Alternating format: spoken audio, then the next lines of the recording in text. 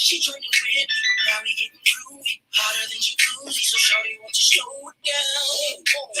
See the little fellas like me, they try to do it like me, it ain't the same. Front to back, shorty side to side, and lean with it with a soldier now. Cause it's so fly, you should come to my crib, yeah. We go that morning, you should be my girl.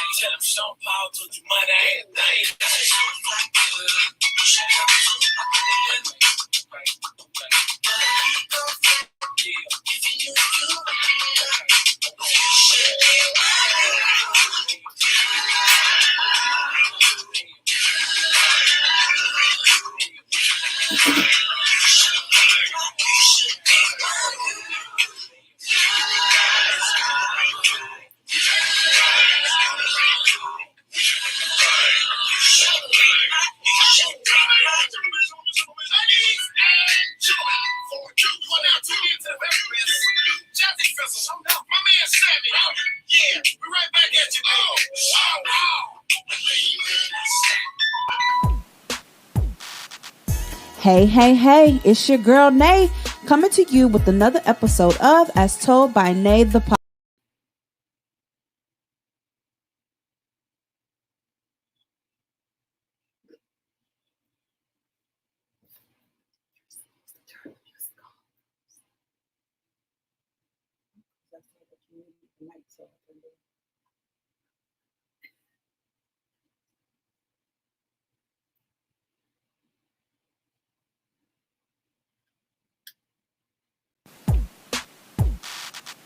Hey, it's your girl Nay, coming to you with another episode of As Told by Nay the Podcast. Tell a friend to tell a friend, and let's talk about it.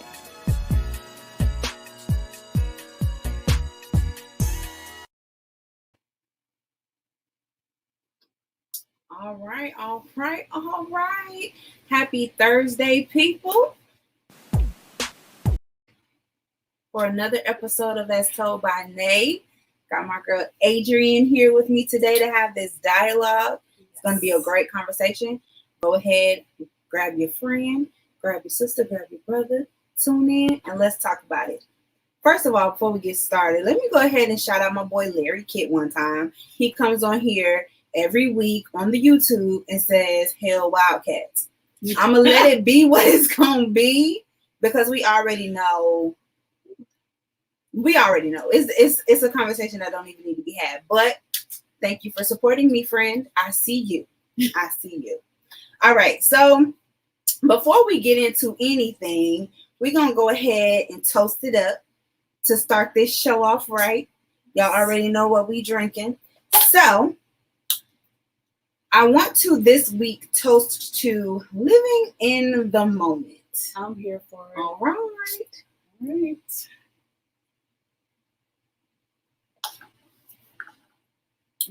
Ooh. So when I say living in the moment, what does that mean for you? Oh my goodness. That means just enjoying life, enjoying the way things are, making the best of your situation, and just learning to accept things for what they are and making them what you want them to be. I'm here for that.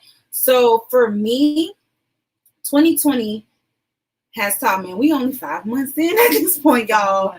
But that is the biggest lesson that I've learned so far this year, is to truly live in the moment, go with the flow. Don't really have these crazy expectations, because you just never know. Kobe got took from us early in the game this year. And then all of this COVID-19 stuff happened and life shut down. And it's just kind of like, at this point, all you really can do is roll with the punches. Now, for me, anybody that knows me knows that it's very hard. I like to be in control. I like to know what's going on. I like to pretty much dictate my life, because it's my life. I be trying to dictate a little bit of other people's life too. That's in my life, but I just be liking to know what's going on. So this has been a really hard lesson for me, but I think I'm kind of getting the hang of it now. Here in the month of May, it's starting to kind of be like, you know what, you can't control none of this, so just go. So we're just gonna go. So that's what we toasted for. If you at home, go ahead, toast it up with your girl as well. Throw it up and let me know. Drop a comment in the comment section. Let me know if you did that. And we're gonna live in the moment. Let us know what you toasted with. Yes, what you drinking on? Let me know. Y'all know what I'm drinking on. Always. Okay. So with that being said, I'm going to go ahead and let you introduce yourself to the people. Let my listeners know whatever it is you think they need to know about you going into this combo.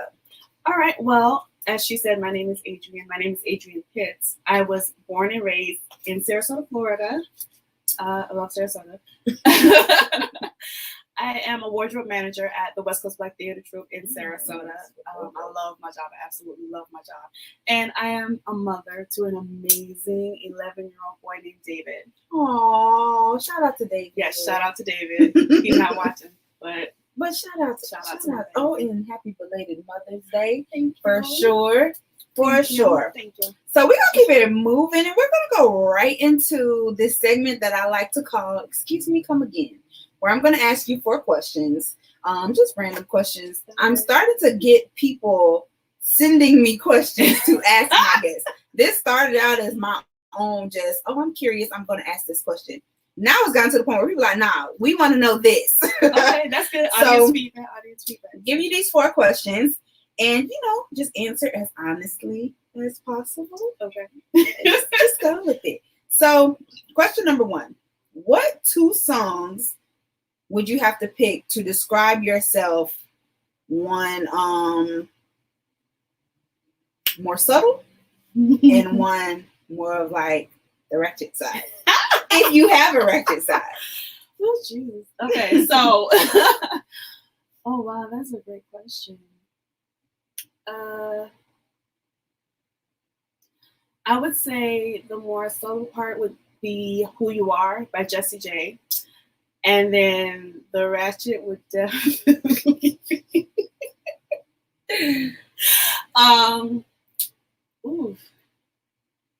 Who You With? Who You With? Hey. Who You With? One time, Who You With? That's definitely a banger. Definitely a banger. Yeah. Somebody asked me that question. I was like, I'm going to ask somebody that. Because for me, the subtle part, what immediately came to mind was the NDRE song, Not Your Average Girl, from the video. I love that That's song. A classic. I feel like that is definitely me to a T. And then the ratchet side would have to be, have you ever heard of She Got It, the 2 Pistols? Yes. So back in my college days, I can see and that that. song Okay. just still rings. I love it, I can see and that that. song Okay. just still rings. I love Okay. it, and whenever I'm like feeling myself or in a Mhm. vibe, I'm definitely gonna have to play that. That's funny. But you got really good song choices. Yeah. Okay, so question number 2. One has to go. Crab Oh, legs Lord. or wings? Crab legs. Are you I'm- serious? And I knew you was gonna That react was that way. so quick. Listen, let me tell you, because listen, I love wings. I'm not huge love on wings, seafood. too. Like I love shrimp. I love shrimp, but I'm not big on crab legs. Like if you was to call me up right now and say, "Hey, I'm having a huge seafood fest. I'm gonna have some crab legs."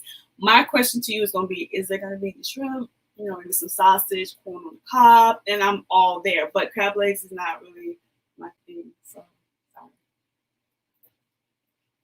Okay. Because I see somebody comment and I can't see because I'm blind, but I think I need to wear glasses. I'm not blind and I can see. All right. Okay. Hell, Yes. So Wildcats. I like crabs though, but I don't know. I'm not even gonna answer that. Okay. So question number 3. If you had a superpower, Mm-hmm. what would it be and why? Oh.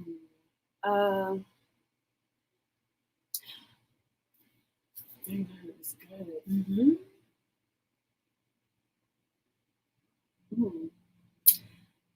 To read minds.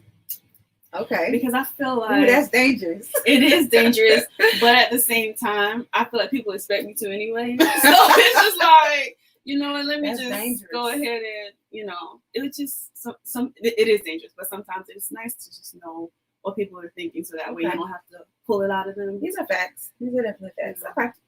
And then question number 4. Mm-hmm. What do you think people most dislike about you?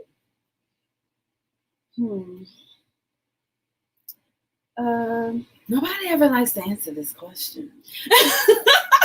But just know, people don't like you.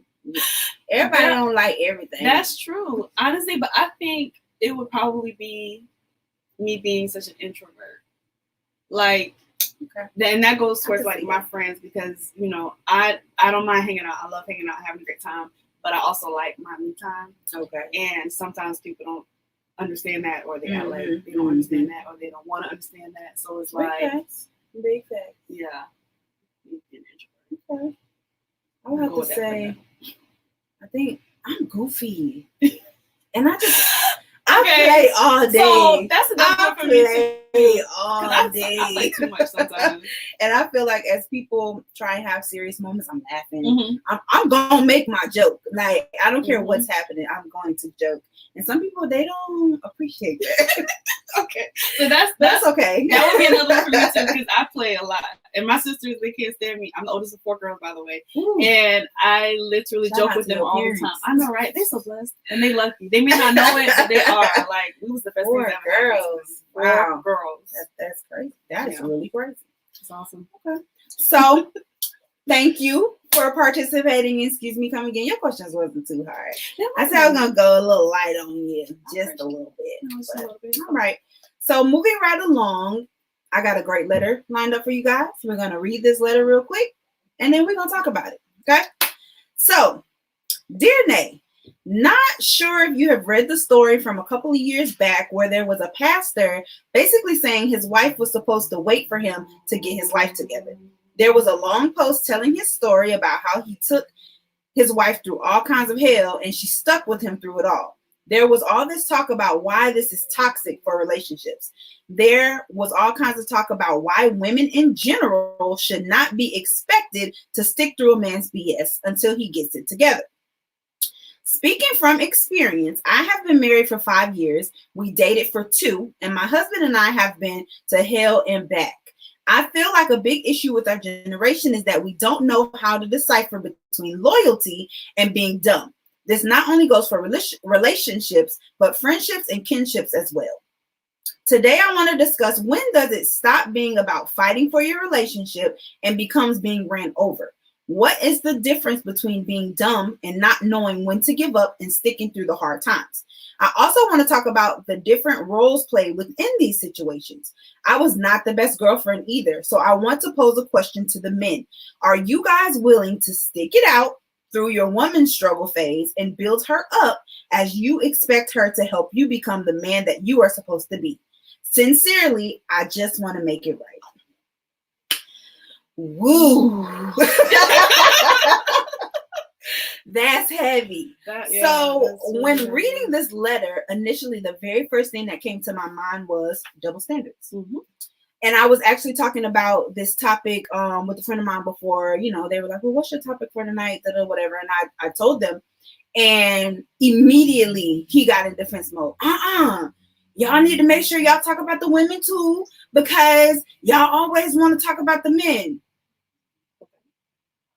Double standard, because we're definitely going to talk about that. Yeah. Are women perfect?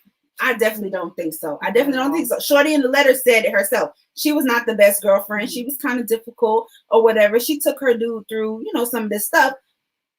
But fellas, let's be real and comment if you would like. You don't have to, but I definitely would like to hear from you guys. When it comes to us having these issues and these struggle phases, as Shorty called it, y'all do not, and I'm not going to say y'all as in all, but y'all as in most, y'all do not be willing to stick it out and figure things out with your girl while she's struggling. Whereas women, it's almost like an expectation that we kind of deal with whatever comes our way and make it work. So that's my little piece a little bit. We're going to talk a little more about double standards, but kind of staying on topic of the letter straight off. How do you feel about this letter? Like what jumped out to you first? First of all, the whole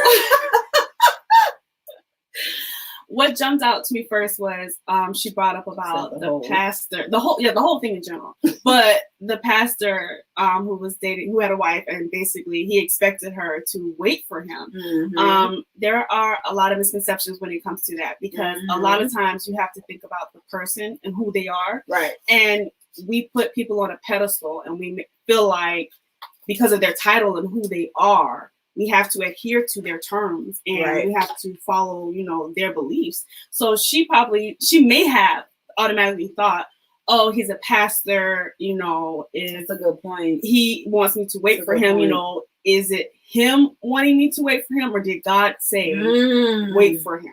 And that's such a big deal, because you have to be able to discern. Now, I am a Christian. I'm a firm believer in Jesus Christ. I'm not about to preach to y'all, but I do want to say that it's important to know and understand that, yes, he is a pastor, but he's also a man. So you have to have your own relationship with God and be able to decipher, is God saying I need to wait for this person because he's working on him and he's who I'm supposed to be with? Mm-hmm. Or is it this person feeling like I need to wait, you need to wait because I do want to be with you, I'm just not ready right now. And that's a big deal. It matters. You hit the nail on the head right there. But not even just like pastors, just men in general. Is it that they are genuinely working on themselves and you see the changes, you see them trying?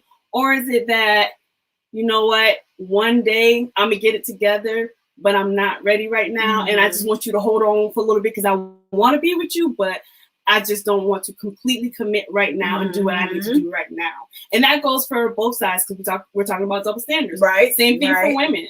So it's like, that really stuck out to me, because I was like, a lot of people make assumptions. And that's dangerous. And I am a Christian as well, and very spiritually in tune. And I feel like it's really hard. And she kind of said this too, as far as not just relationships, but like family and friends. It's really hard to make that difference. Like, am I being dumb? Exactly. Or is this worth the fight? Should I just let this ride? You know what I mean? Yeah.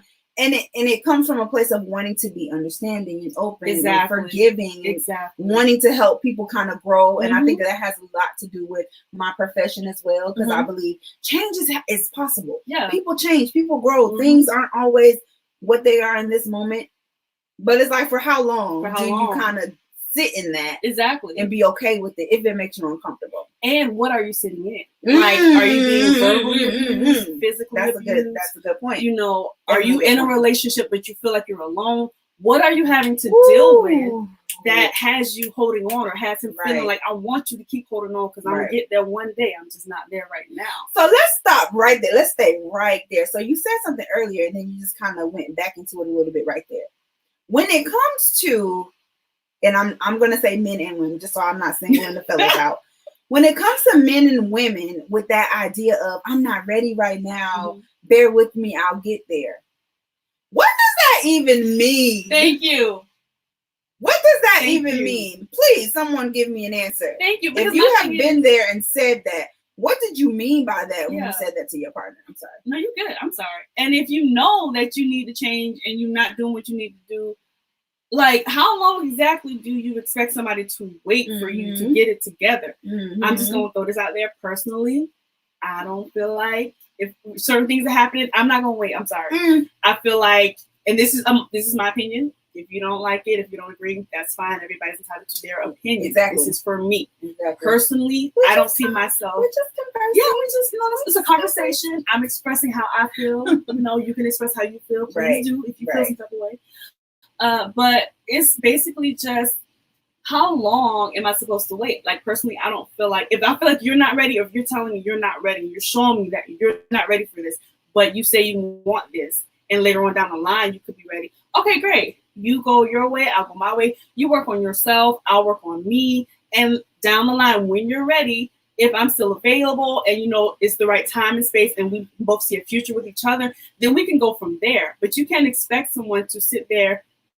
Again, this is me. This is how I feel. You can't expect someone to sit there and wait for you to get it together and not really know or be able to gauge when that will happen. Because what if you do get it together? What if you decide, I'm ready for a relationship, but it's not with me? Right. What if you change your mind? What if along the way you find somebody else and you feel like, you know what, I thought I wanted you, but I changed my mind, I want somebody else. Now, hurtful. I'm about to be angry because you wasted my time. So to avoid that happening, I just personally choose not to wait on somebody. So you more so have the mindset that if it's meant to be, it'll be. It'll be. And if I gotta let you go, and if it come back, then we can make it do what it do. Okay, I can definitely agree with that. Are you giving up? And let me not even say giving up, because are you making that decision off rip? Or are you kind of feeling the situation out first? I'm feeling the situation out first because I feel like a lot of relationships fail for lack of communication. I feel like a lot of times people don't verbalize how they're feeling, where they are in life, what their expectations are, and you kind of just have to guess. And the guessing game is dangerous. Like you could guess wrong, So for me, I want to feel the situation out. Let's talk about it. Tell me how you feel. Tell me where you are in life. Let's talk about it. Tell me where you are in life. Tell me what your expectations are. Tell me what you want and what you're looking for. And then we can go from there. But again, that's communication. If you don't communicate to me how you feel and where you are and what you expect, how can we grow? How can we go any further? Because I don't know. I'm just guessing. I'm like, okay, it seemed like he liked me. It seemed like this could work. But it seems like. So let's dissect that a little bit, because someone in the comments says, if she has the ability to help me be my best self as well. That's it. So here's my thing.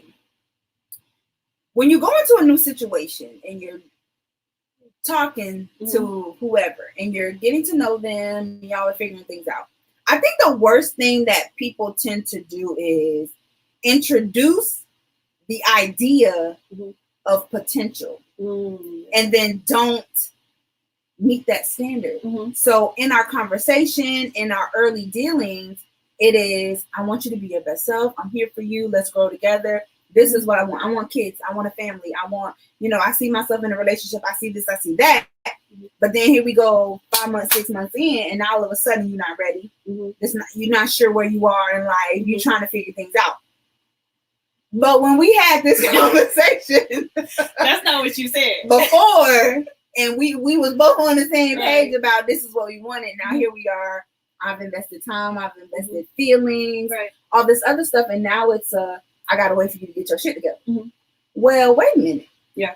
And that happens. And you know what? Honestly, what we got? In that situation, you can't really necessarily control that, because if somebody is telling you something and they're showing you one thing and you decide you want to invest in that and you want to grow with this person, and you're not going to know that until later on down the line when they change. So it's like, you have to just pay attention to the signs, pay attention to not what only they're saying, but what they're showing you. If you're telling me in the beginning, hey, this is what I want, this is what I want to do, this is how I want our life to be, this is what it's going to be, okay, great. Let's move forward. Let's Right. work on that. And if you start showing me something different later, before I dip, I'm gonna have a conversation with you. Like, okay, I hey, love to talk. listen, I love to talk. what's going on? We Where gonna are you? talk about How are this you thing. feeling? Like, have you changed how you're feeling? Like, tell me that. Like, if you are not feeling the same, Mhm. you're not sure anymore, you're uncertain, let me know. Let's talk about it. Let's talk about it. And I'm not a confrontational person. So a conversation for me, if you feel some type of way, we can talk just It's like gonna be this. a Come talk to conversation. me. It's gonna be a conversation. Right. And I'm not gonna lash out. It's like yelling and fussing with you. No, let's talk about it. Tell me how you're feeling so that I know how to respond. So I think a lot of men get defensive immediately Mhm. when women say, let's have a Right. conversation, or I need to talk to you, Mhm. or we gotta discuss some things. Like they immediately get on edge. We gotta be careful though how we say Yeah. it. We can't come and be like, hey, I need to talk to you. Because automatically, like you said, they think the words. They feel like, oh shoot, what's wrong now? Like, and they be ready to fight and be all built up with all this hostility and Like they are, things. like You they feel already know like, what you're about to say. You don't even know. You don't even know. No. So we do have to be careful with our approach because sometimes, you don't want to scare anybody. Just let them know, find a way to communicate. So what's a trigger word for you? Like if you're in a relationship and a guy is like, because we get that way too sometimes, ladies. Like we're like, oh, Yes. what I did now. Mhm. What is a trigger word for you to start to feel uneasy? Like if a text come through or a certain person call you and they start talking to you, like, oh, this conversation may not be what I need it to be.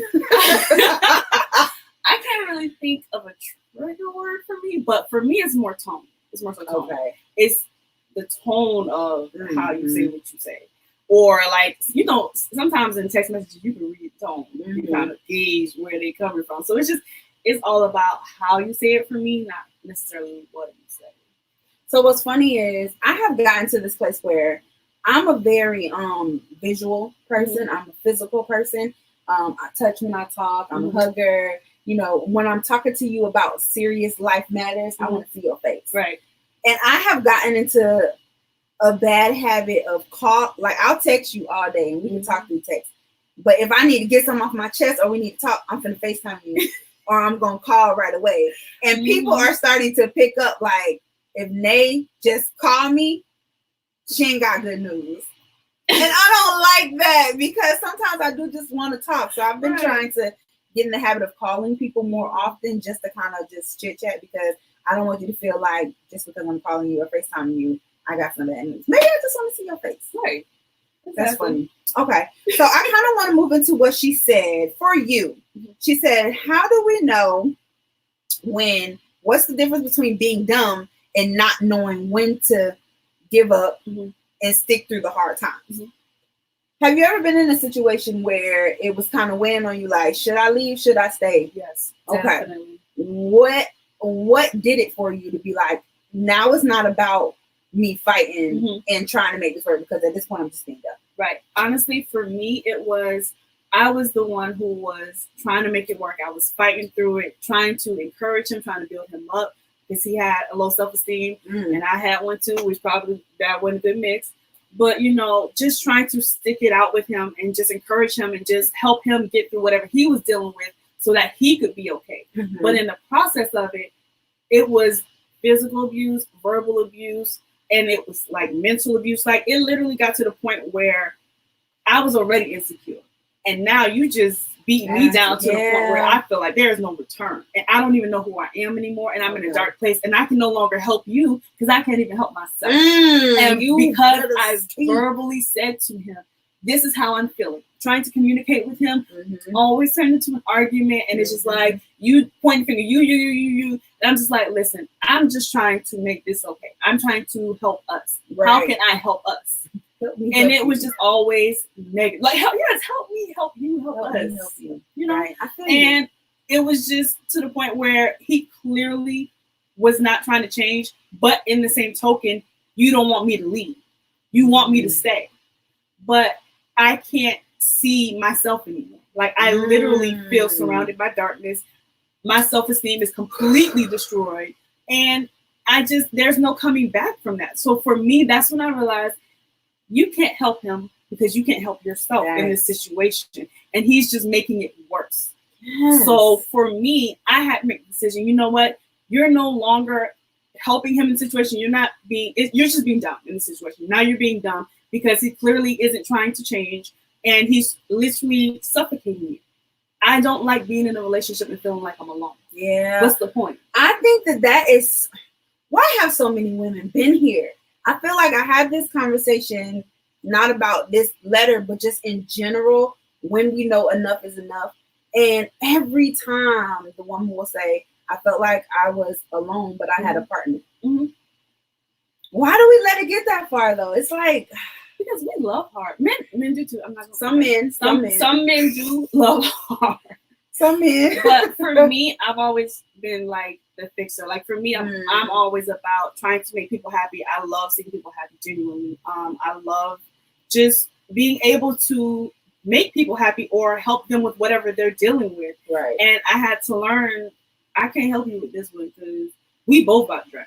Hello, and that's something I tell my clients all the time. Mm-hmm. You have to be in a position of best self or working towards best self for you to be anything for anybody else.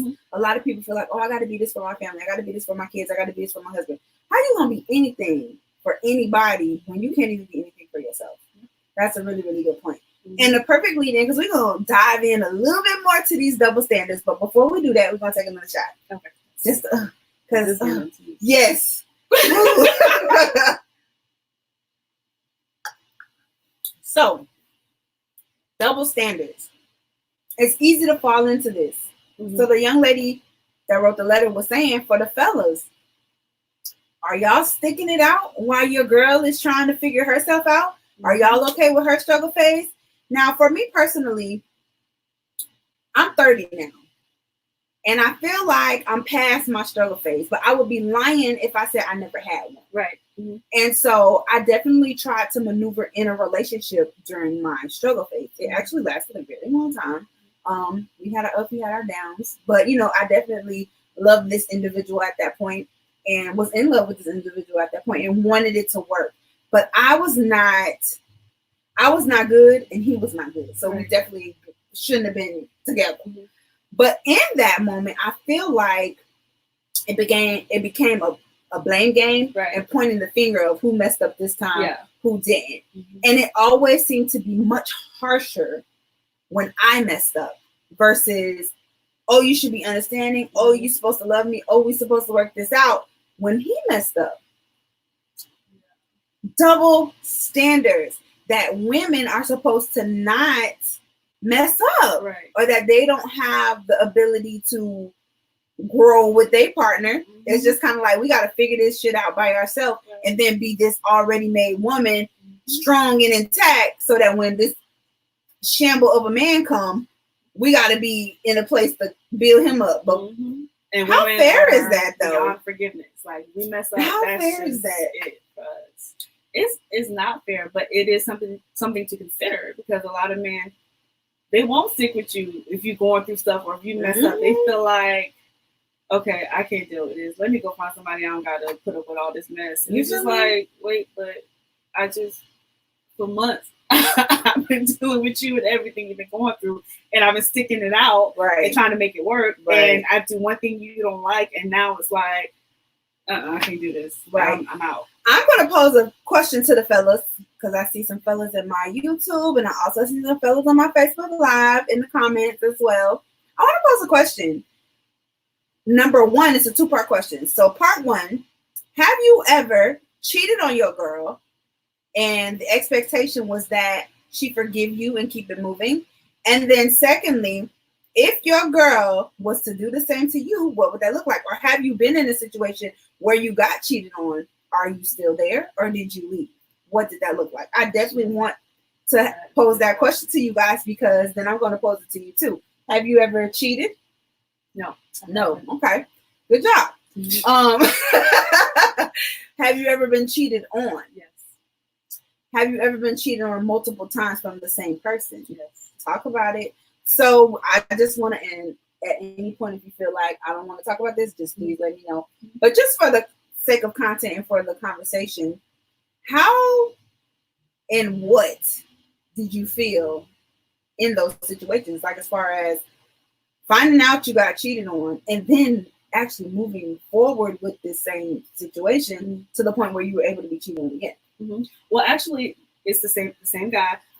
For me, I believe in treating people how you want to be treated. So for me, cheating is a really big deal. Like, that's something I wouldn't do. It's not something that I would wish on anybody. Mm-hmm. So with him, it was kind of like, by that time, again, my self-esteem was so destroyed, and he really legit had me feeling like I couldn't do no better than him. Oh. So for me at that time, thank God for deliverance though, because when I tell y'all, I am not who I used to be. Okay. But again, for me, it was just, I couldn't get past for a long time the cheating, but at the same time, I felt like, what am I going to do? If I don't make this work, I'm going to end up alone. Nobody else is going to want me. Like, that's just where I was. I was so broken and my self-esteem was so ruined that I really felt like this is the best I can do. Let me just stick this out. But the second time, for me, by that time, I was just already done with him because I was just so drained to the point where I literally felt like I had nothing else to give. And I wasn't receiving, so I was just done. And I was like, I would rather be alone for the rest of my life than to be in a relationship, feel alone, and be abused physically, mentally. And I was done. At that point, I was done. So it's just like, okay, you know what? Fine. Do you, because I'm done. And that was my breaking point. Like, that for me was just like, I have nothing else to give. Yeah. And I'm tired of fighting. Empty. Just pour, not getting refilled. That is the worst feeling ever. And I don't care, male, female, whatever. To continuously just give, and people take, and don't replenish, it's like, it's a whole different type of bottom. It is. It's a whole different type of bottom. It will have you literally in depression. Like, I was depressed for a really long time. And another issue for me at that time was I isolated myself from my family, who constantly pour into me and give me love.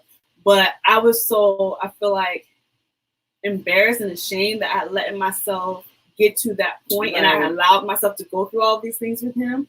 So for me, in my mind, let me isolate myself from them, because I don't want them to see what I'm dealing with, because they're not going to understand this. So I wasn't able to get the love that I needed from them that they always give, because I was too embarrassed and ashamed of what I was dealing with. And I didn't know how to say, listen, I know y'all told me I should not be with him and he wasn't good for me, but I messed up. I need you in order to save me. Okay. Big facts. So, do you think that it's ever appropriate to cheat? No, I don't, because I feel like if it's gotten to the point where you feel like you need to cheat, a conversation needs to be had, or you need to just excuse yourself. But what if that conversation already happened? Then you just leave? You need to excuse yourself. If you feel like you need to cheat, we don't need to be together, and that's okay. That is okay. So I have only ever stepped out of my relationship one time. And in that moment, it's so funny because I told him, I'm not cheating on you. I'm going to cheat on you because this conversation keeps happening. This situation keeps happening. And I keep trying to correct it. And you're just not, that whole being depleted and not getting poured back into. But everybody else trying to pour it into me and you not. So, see, but I'm about to see what's happening that over was here. Your sign right there, because if you are constantly absolutely pouring correct. into him and he's not You are pouring into absolutely you, correct. and you verbally saying, "I'm about to cheat on you," and he just still not. Exactly. And I think that was in your that executing moment, right that's there. when I was not where I needed to be as a woman. So it was more so, well, if you're not giving it to me, I do love you, but I'm gonna go find. Hey, yo, hey, hey. I was kind of, on some other stuff, but I felt bad. Right. And I feel like it kind of goes into the next part of the conversation where it's like women are more emotional creatures, whereas men are more physical. And again, this is not all, but a lot. Most majority, I would say. And so for me, I started to look for relationships though. Like that's because that's what I wanted. And although I was not ready to give up what I had, that's what I wanted. He wasn't doing it either. So I love you, but I still want a relationship. So it was not about just stepping out. It was like, no, I need somebody to pour into me. Right. And I think that was the thing for me. That was like, okay, you need to go, because if you're looking for that elsewhere, clearly you're not getting it over here. Whereas men, when you have this dialogue with them about why they cheat and why they step out, it don't even really be about the feelings. It don't. It be about just, yeah. You know, they do what they do, and then they go right back home and love on you like nothing happened. And they really don't even care about this other person or what happened most times. And they don't always have that emotional attachment to them versus us, where it's like all it takes is for our man to not be paying us no attention and not be doing what we feel like he should be doing. And this one man paying us attention. And it's like he just make us feel the way we feel like you should be making us feel. Right. And now we have an emotional attachment to somebody else because you wouldn't do what you're supposed to do and somebody else was doing it. And I felt like I should see that's why you mess up, because now you on this whole love triangle. You trying to figure out how did this happen. So yeah. Right. So somebody said just the booty. Exactly. That's all they be looking for, the booty. But you know, and that kind of goes into other double standards. So not even just about cheating. I just always like to talk about that because the dynamic of conversation between men versus women in regards to cheating is always just so funny to me. But another double standard, which kind of plays into the family aspect and sticking through hard times, mama's babies, daddy's maybes. One time, let me right now shout out to all my full-time dads that actually do what they're supposed to do for their kids, are in their children's lives, whether they with the mom or not, have good co-parenting skills, or a bomb husband or a bomb boyfriend, whatever their place may be, and you doing your role as dad. Commend you. Yes. We need more like you. So important. But the common situation that we see is moms have the kids, mom's family does most for the kids, and daddy just out here living his best life. He might pop up every now and then. He might post a picture on the ground a time or two, buy a basketball or something, but he's not really doing what he needs to do. So I was talking to this young lady, and she was saying how her and her guy have a kid, and that's where some of her resentment was coming from, where you actually in the house with me and this kid, but I'm still expected to do homework, bath time, cook, clean. I'm working as well. Whenever the kid needs something, I have to go and get it. Like, so then they broke up for a little while. And it was even then, now my family is helping with babysitting. I can't even get you to watch your kid while I'm trying to do what I need to do. And it's just kind of like, there's that double standard. So I was having a conversation with one of my homegirls who's in school, and she kind of having a hard time with being a full-time mom and in school and working. And so in her mind, she wanted to send her daughter to go stay with her dad. And she got harped on so bad, like, well, why would you send her to live with him? Because that's her daddy. Like, I don't understand. For me, and maybe it's because I don't have any kids, but I was just like, if I had a co-parenting situation, because I know her story personally, where I know dad is involved. He's a great dad. They just didn't work out as a couple. But he's very involved with his daughter. She know him. They have a really good relationship. And so it goes down to, why can't she go stay with her dad? Right. What's the problem? Oh, well, they said that she should stay with me because I'm mom. Double standard. But and I'm looking at it like, girl, you're struggling.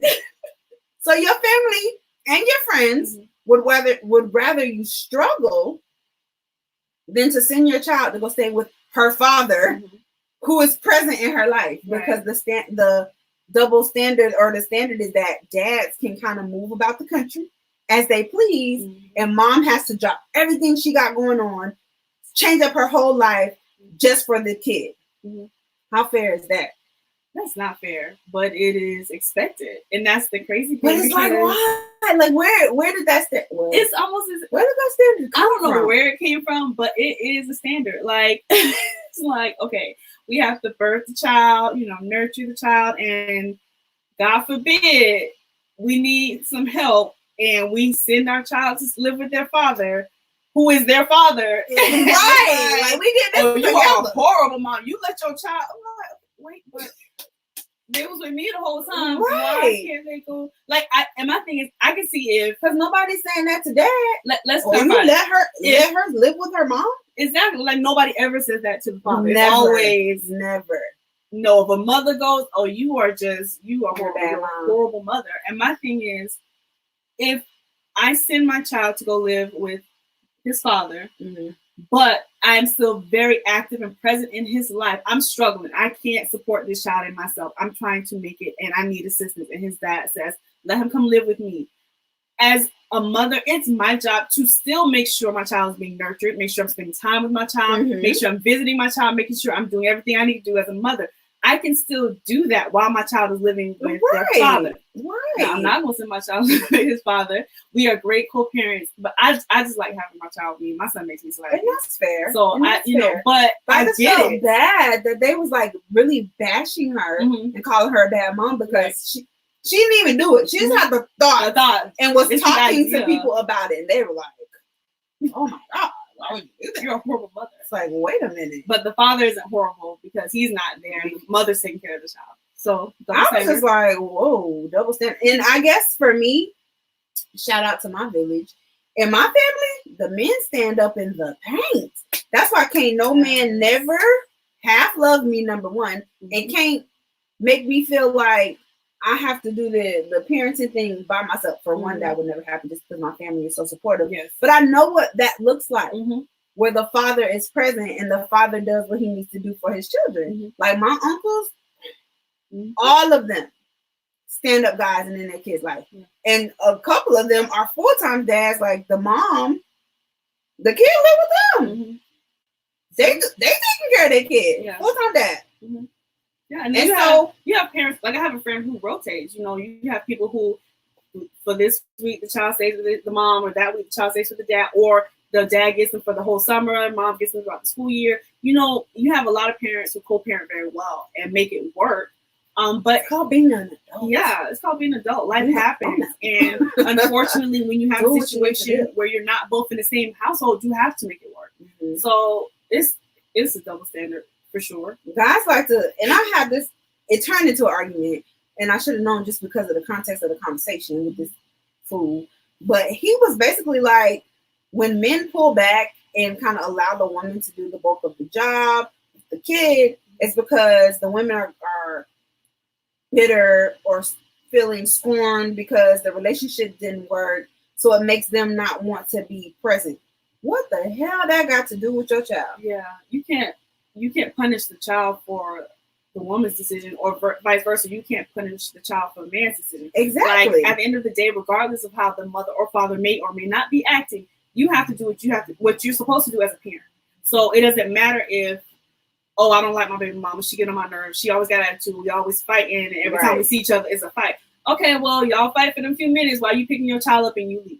And that's just what it is. Like, it's no. And even if you're not, because I'm not with the drama. Like, you're not going to do that at all. But if it even needs to be a situation where someone plays mediator or bring the kid, meet in a public place, like that whatever you need to do, has nothing to do with you don't get along with mom like that, so you're going to be absent from your kids' life. That's not an excuse to not be a part of your child's life. Because is that what you're going to tell your child when they're an adult and they come at you like, hey, what happened? Oh, I didn't like your mama. So so that's crazy. That's crazy. Okay, no. So yeah, that's another double standard that there is, with as far as women and men being parents, where mom is more responsible, I guess, or expected to be more responsible. Another double standard kind of with the friendship role or whatever. How do you feel about your friends being involved in your relationship? I saw this funny post, and I posted it on Instagram, and I was it made me laugh, first of all, to see the post, because I was like, this is weird. But then it made me laugh even more, some of the responses that I got, where it was saying that it's a part of the girl code that you're not supposed to add your homegirl's boyfriend or baby daddy on social media. Mm-hmm. For me, I feel like, why? See, that's a touchy subject because Your friend. Now, I'm not talking about acquaintance. Right. Mm-hmm. Your friend. Mm-hmm. It's tricky, and let me give you an example. Give me some backstory. I'm here So for it. I have a friend, and she was dating this guy, and my friend, she knows me, she trusts me, right? Mm-hmm. The same thing, and we're very close. The guy she was dating, she introduced us, of course, and we all used to hang out together, and we have some other friends that we hang out with, and everything was always cool. One particular day, she asked me to drop something off for her at her house. Mm-hmm. And she told me he was there and he would open the door and pick it up. I said, okay, cool. So I went to drop it off and he opened the door. He's like, oh, hey, come here, you can just go put it on the counter. And I'm not thinking anything of it. I'm like, okay, cool. So, I walk in, put it on the counter. Hey, how you doing? I'm about to head out. And he just starts talking to me. So we're having a conversation. And in the conversation, I'm starting to notice he's starting to flirt with me a little bit. Uh-oh. And I'm like, okay, this is feeling a little uncomfortable. I gotta go. So that's not on you though. That's not on me. But sometimes the person may feel like you did something to initiate that.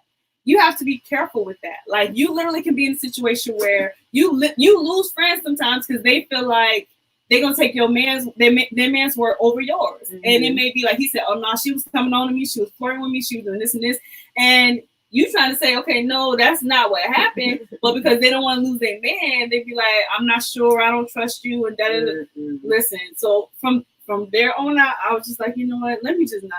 I just don't even be trying. Hey, I want to hang out. I don't want to get to know you.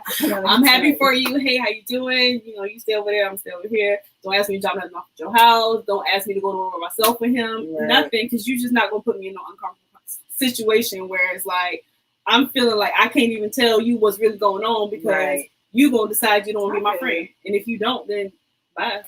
So someone in the comments said, keep friends and family out of your relationship. Yes. Get advice, but remember, everyone is on the out looking in. Yep. So be careful with what you share and the advice you take to use. Now, I can definitely agree with that 100%. Yes. I'm very private when it comes to my boo, my dude, like whatever your role is in my life, in a intimate relationship or close friendship, whatever. It's not everybody business. Exactly. Now I do have maybe like one or two people that I confide in, and they know the ins and outs, and I get advice or whatever the case may be. But again, it's still certain things that don't get disclosed in those relationships either. But when it comes to friends, so here's my thing: I have a pretty tight group of friends, and we hang out. A couple of them are married. A couple of people are dating. We know them. Most of us went to college together, so the friendship was established before. Right. But it's like even in their marriage and even in their friendship, like if I couldn't get in touch with any of my friends, I know how to get in touch with their partners to get in touch with them. Right. Or we're friends on social media and we might share jokes and laugh. But again, we have done trips together, we've done parties together, holidays, baby showers, wedding, trip, whatever. So we're all just kind of cool, but there's a level of respect and a level of understanding. Right. For me, like dudes that I'm like dating, not just dudes that I'm interested in, but like if we have a relationship, we're dating, you're around me for real, my friends know who you are, my close friends, my real friends. They know who you are. And again, they know how to contact you too. There has been times where I have been dealing with life situations and my friends have had to reach out to the person like, hey, check on her. Right. Call her. She's not gonna call you. She's dealing with this and this. Or, okay, we doing this surprise situation for Nay. Right. I need you to set this up. Da, da, da. And it's like I never once thought, oh, my girl gonna try to, or he gonna try to. Because even if he did, the relationship that I have with my friends is if they come like, all right, Nay, don't be mad. Right. But this and this and that. Oh, now I'm gonna check you because I know her. That's how it should be. And you know what I'm saying? And I feel like for me and my friends, shout out to my girls, because it has to be that level of trust. Yeah. But I definitely can understand snake stuff. It has happened for sure. I've seen it happen. Right. But I've never seen it with like actual like somebody was like, oh, this is my girl, my friend. And more so it's like this is an acquaintance type situation, you know. And you are absolutely correct. Women, and we talked about this on one of my other shows.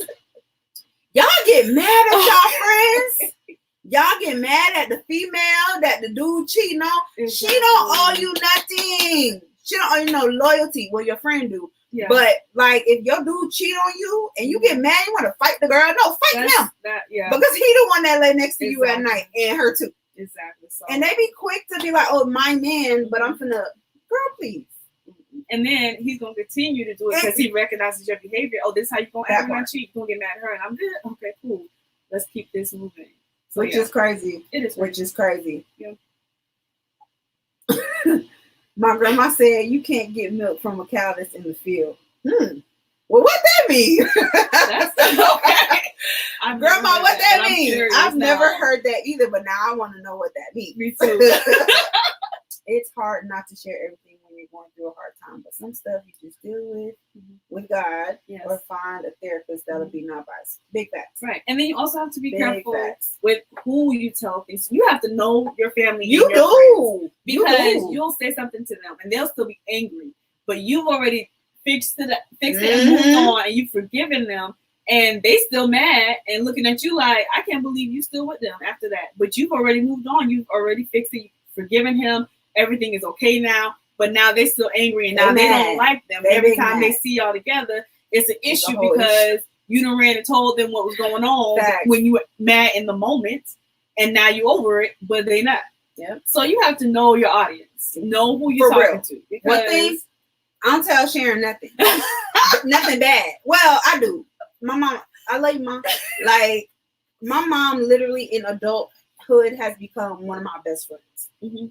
And I tell her a lot, but some stuff I don't, because at the end of the day, I'm still her child. And your mom don't play. And she don't play about me. You hear me? She don't play about me. So it's like, if I'm going through a situation with a guy and she's not going to forgive him. And it's going to be, she Team Nate. Yeah. So I know not to do that. I have maybe like 2 family members that I know will be unbiased when stuff like that happens that I can into. And I have like 1 or 2 friends that I feel comfortable that they won't do that either. Right. But it's real little. It's really like, and when I say 2 family members and 2 friends, one of those family members I'm counting as a family member and a friend. So it's real little, like it's almost. So it's not even right, because you're right. You have to be really, really careful with how you play that, because your people not gonna forgive just because you did. You can't be mad at them when they constantly ready to fight. Hello, put them in they don't want him at the cookout. It's your fault. He can't come to Christmas. Exactly. So it's important to keep your personal life.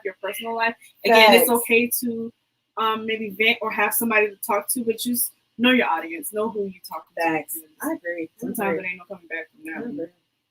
So at this point in your life, at this age, you pretty much said you're not waiting for no dude to get it together. Okay, so while you on the side trying to figure life out. Clarify something? Yes, please. Okay, so I am I'm a nurturer. I'm all about building people up and helping them get to where they want to be in life, as well as myself, how I handle myself and getting where I want to be in life. But I don't mind if we're in a relationship and you have some things you're struggling, some things you're working towards, and I see you actively working towards that, and I see you doing your best, and you and I are in a good place, and you're not having me in a position where I'm feeling like I'm doing this alone or I'm working at something for you alone. I can work with you. I can stick it out. I can help you get through it. We're going to pray together. We're going to do all we can to get you where you need to be. I'm all for that. I'm very supportive. I'm very loving. I'm very nurturing. But if I see it to the point where I'm doing more for you than you're doing for yourself, I can't help you. And then I definitely can't help you with physical, emotional abuse, all that stuff. There is no. You need to work on yourself before I can help you. So I'm all for sticking it out, but it has to be a 2-way street. Like, it can't just be me trying to help you and you're not trying to help yourself. Right. Okay. I like it. So we're gonna wrap it up because it is now 9 o'clock. Y'all been rocking with your girl for an hour. Thank you as usual. But pretty much just kind of going back to this young lady's letter when it comes to having this understanding of what it means to have a struggle phase and when it is appropriate and inappropriate to stick it out versus let it go. Adrian and I kind of dissected that in regards to being very aware of and conscious of the double standards that are out there. We pretty much agreed on if you cheating or you have the mind to cheat, you might as well just go. Like if you can't have a conversation with that person and it's to the point where you're gonna step out, just leave. We kind of talked about and agreed on the fact of when it comes to men, y'all are more about physicality, where women are more emotionally inclined. And so you got to definitely be careful about that too. And also, family, friends, relationship, if you get to a place where you feel like you're depleted, where you're giving, they're taking, and you're not getting anything back, it's probably a telltale sign that it's time to let that go. So when you think about being dumb and fighting for it, if you're not getting any value from the relationship, it's probably time to let that go. Be done with it. Get out. So that's my time. Thank you guys for tuning in to another episode of As Told by Nay, having this conversation with me. Thank you again, Adrian, for coming through and speaking to the topic with me. Thank you for having me. Definitely want to leave you guys with this information. Subscribe to my YouTube channel. Just search As Told by Nay. Stay up to date with all that is As Told by Nay. I had the link down there before about my book, Dreamer. It is out and ready, and I want you guys to read it. Yes. So hit me up if you want to get a copy of that, or just follow the link and order it. Yes, I read it. It's great. Read it, please. It feels good. So yeah, that's my time. I'll see you guys next week right here, 8 p.m. for another episode of As Told by Nay Thursday night, and let's talk about it. Bye, guys.